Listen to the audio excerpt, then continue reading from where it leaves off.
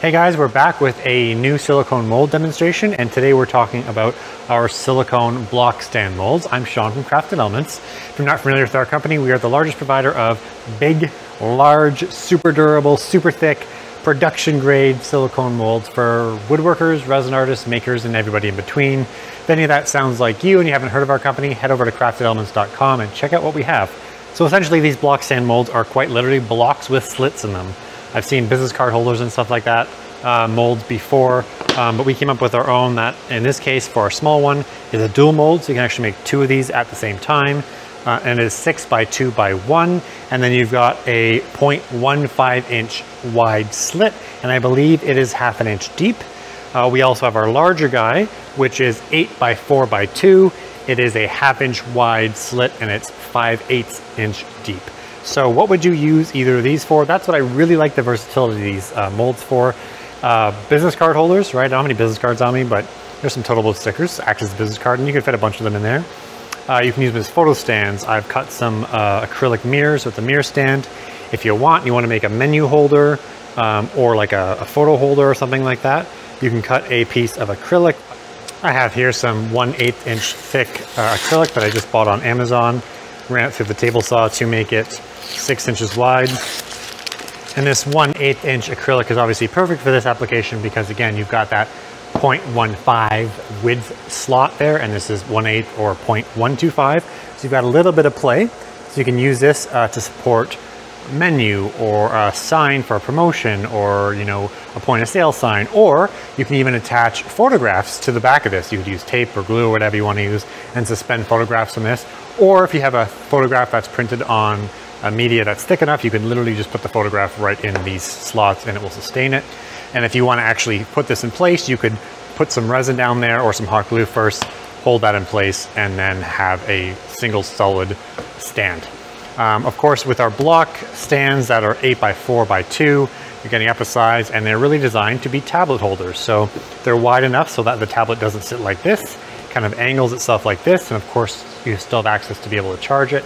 And it fits iPads. This is an Android tablet. It'll even fit 2 iPhones. If you've got 2 iPhones, it'll fit in those slots as well. So I've already made a bunch of samples here. I'm gonna go and show you now how some of these are made, walk you through it, see what resin I used, and hopefully it will inspire you to create some of your own projects with these very cool block stand molds. So for this very first project, I'm laying down some blue resin. I'm gonna do like an ocean themed piece. This is our 6 by 2 by 1 mold. And again, it's a dual mold, so you can actually make 2 of these pieces at once. But anyway, going back here, I've got my blue resin laid down, and I'm gonna come back and do my ocean waves. You might be wondering why I'm doing this, because normally you would do it that at the end. But remember, with these molds, with the slits on the bottom, you're working from the bottom up. So the bottom of your mold is going to be the top of your finished piece. So if you're doing ocean art like I was here, you could either do that first, or you could demold your entire piece, put down some clear resin, and then do your waves on top. It's completely up to you how you want to do it. Just remember that you're working from the bottom up. And in hindsight, I would have made the resin lower on this side before I put the coffee beans in, because for some reason I wasn't thinking, and coffee beans float. Pretty obvious, but they float. So I ended up having to put a piece of plexiglass on top to keep them all down and keep them in the actual mold. The other side here, I've got that first layer of resin is set enough that I can put down another bit of resin, put my rocks in, and then backport with the rest of the blue resin, which serves as the ocean floor. Like all of our silicone molds, demolding is really, really easy, and cleaning up any overpour is pretty simple as well. For this next project, I'm using Alumilite's Clear Slow. It is a urethane resin. Despite having a slow in the name, it actually sets in 4 hours. You can demold in 4 hours. But it does actually need vacuum degas, and when I did it this day, my vacuum pump was broken. I hadn't used it for a while, so I ended up just kind of pouring the resin anyway. It turns out okay, but in particular, the Crayola crayons had a bigger issue. These crayons, in hindsight, should have been pre-sealed, either coated with resin or some sort of a wood sealer or something, because at the end, what happens is the resin, I assume, gets so hot or condenses and ends up pushing all those air bubbles between the label of the crayon and the crayon itself out. So you end up with like these tiny little freckles of air bubbles all over the crayons, as you can see as I'm demolding that. But the jelly bean one turned out okay, so that's okay. Live and learn, right? All right, so this next one is just reinforcing the idea of working from the bottom up. So I'm just gonna do like a little Ford Bronco sort of diorama scene, making an iPad holder or a tablet holder with the 8x4x2 mold. I've got some fake trees, foliage, etc. from train sets. You can get the stuff like, you know, N scale train sets are good for these things. And I'm working again from the bottom up. So I've put my Bronco model in, I've put the trees in and just supporting them with some wood, throwing some rocks on top of the underside of the Bronco. That's a lot to conceive of. Putting rocks on top of the under part of the Bronco model. And then once that all sets up, I can come back with some more urethane resin and then the rest of my rocks to create kind of the forest floor. But again, just like that last project, you know, not degassing this stuff simply because my vacuum pump was broken. The results are mediocre. There's quite a few bubbles and stuff. In hindsight, I would have either used a slow, you know, like a thick set Fathom from Total Boat and just waited 3 days. But I really wanted to get this done in 4 hours just for the sake of demonstrating it. And then literally 4 hours later, I pop this bad boy out of the mold and pops it really, really nicely, just like all of our other silicone molds. But it is quite bubbly. Again, no fault of the resin, no fault of the mold. That's just user operator error.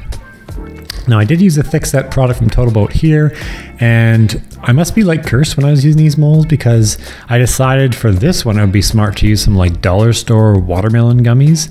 And the resin, I mean, as you know, resin gets hot as it sets. The resin got hot enough to melt the watermelon gummies. So literally the gummies become a mix of resin and pink gelatin. And then obviously it kind of dirties up the rest of the pour and kind of, you know, introduces bubbles and sugar and a whole bunch of other stuff. But you'll see at the end what it looks like. But by watching this video, maybe you won't make these mistakes. Hey, look, that Smarties one turned out really well. So pretty clear, not a lot of bubbles in that one. And then this, I'm just going back and putting a bottom layer of kind of pink purple down, just so you don't see the bottom. And I'm using that 6x2x1 to dump the excess resin into. This is where it's really handy. I mentioned that before about having this. If you've got excess resin, throw it in this mold, you know, demold it, and you've got like a business card holder or a sign holder or whatever you can give away or sell or whatever. Just better than throwing the resin out. Doing that demold here, and you're going to see what I mean by this beautiful watermelon goop and resin mix. To finish off that first project I did with the ocean art theme, I'm going to make a mirror to put in that piece. So I've got some mirrored acrylic. I'm going over my laser, and with the mirrored acrylic, you go from the back because you want to etch it from the back. So you essentially going in reverse with the lettering, and once I turn it over, you'll see everything is forward. Okay, beautiful. All right, throw that right in there, and that's 1/8 inch acrylic, and you got that 0.15 inch wide gap, so it works.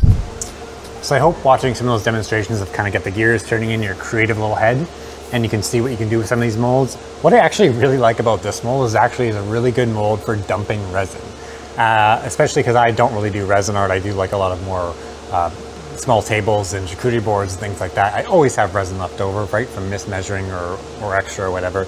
So using this, spray on your mold release in advance, and then just dump the excess resin in. This is how this came to be.